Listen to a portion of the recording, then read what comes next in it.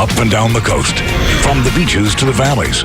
At 11, this is KEYT News Channel 3, where the news comes first. Good evening, everybody. I'm CJ Ward. Authorities in Orlando, Florida have completed the grim task of identifying all 49 murder victims from the nightclub massacre. And tonight, some disturbing questions. Why did police wait 3 hours to storm the club and kill the gunman? And why was the shooter able to buy guns even though he'd been under government surveillance? Marcy Gonzalez takes a closer look. Good evening. We learned today President Obama will travel here to Orlando Thursday to pay his respects, as so many others did at a massive vigil here tonight. Thousands in Orlando standing in solidarity. We know that love trumps hate. And paying tribute. Leroy Valentine Fernandez, Tevin Eugene Crosby. To the victims. Alejandro Barrios Martinez.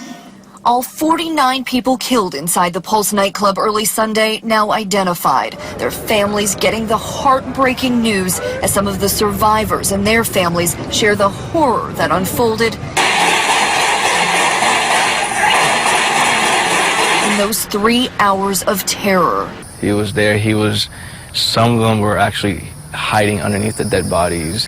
The killer, Omar Mateen, pledging his allegiance to ISIS during the attack. The FBI raiding his home, now going through his digital records to figure out how he was radicalized. Though he was interviewed by the FBI 3 times for possible links to terror, he was not deemed a threat and allowed to buy the handgun and assault rifle used in the attack legally. I don't see anything in reviewing our work that our agents should have done differently. And ABC News has learned Mateen may have scouted other potential locations for his attack, including nearby Disney properties. Marcy Gonzalez, ABC News, Orlando. And the massacre happened at a gay nightclub in Orlando. Supporters of the gay community met in Santa Barbara tonight, and they're trying to process exactly what happened. News Channel 3's Tracy Laird joins us live with that part of the story. Tracy. CJ, parents, families, and friends of the LGBTQ community met here at the First United Methodist Church and talked about what happened in Orlando. I have skin in the game. I have a gay son.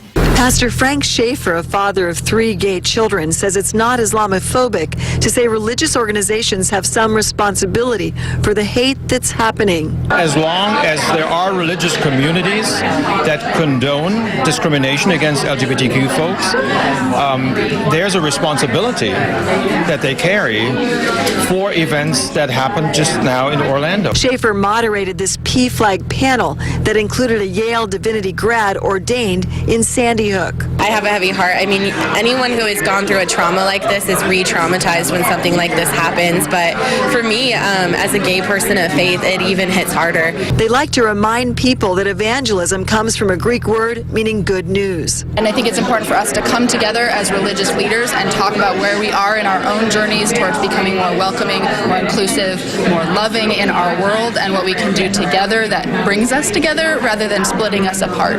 PFLAG newcomers called the conversation eye-opening and informative.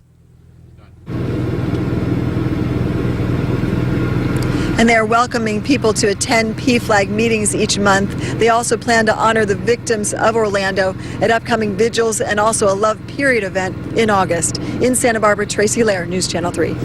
Okay, thank you, Tracy. And hundreds of people held a vigil in San Luis Obispo tonight for victims of the Orlando attack. It was organized by GALA, an LGBT advocacy group in SLO. Everybody gathered at the Mission Plaza. Organizers say they wanted a place where people could feel safe and share their stories and their feelings. It was really important just to feel that sense of community and some kind of hope come out of such a horrible thing that happened. And I think tonight will be a similar experience to come together. And speakers took turns sharing their stories, their prayers, and poems with the crowd. More than 200 people showed up.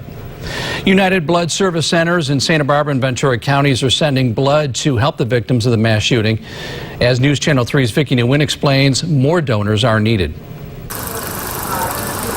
Sarah Schmidhauser has helped save more than 500 people over the past 16 years. What they really like about me is that I'm CMV negative.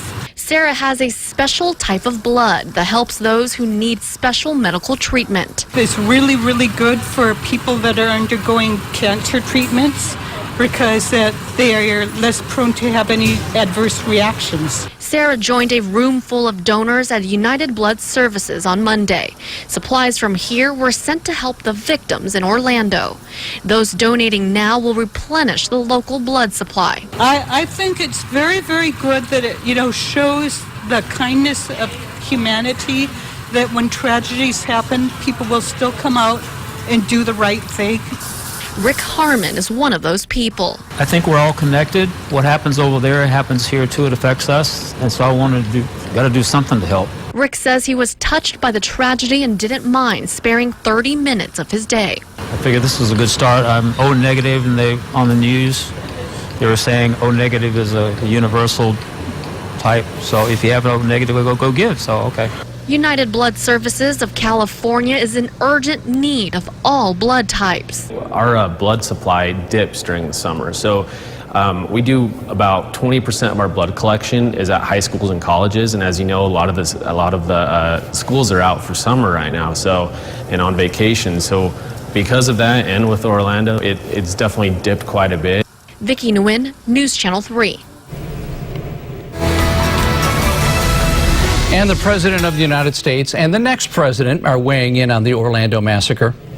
We have to counter extremism, but we also have to make sure that it is not easy for somebody who decides they want to harm people in this country to be able to obtain weapons. President Obama emerged from a meeting with his national security team cautioning against putting politics before policy in response to the massacre. He talked about the need to address both terrorism and gun violence. Presidential candidates Hillary Clinton and Donald Trump are presenting two drastically different approaches on counterterrorism and gun control. Bottom line is that the only reason the killer was in America in the first place was because we allowed his family to come here. We should be intensifying contacts in those communities, not scapegoating or isolating them.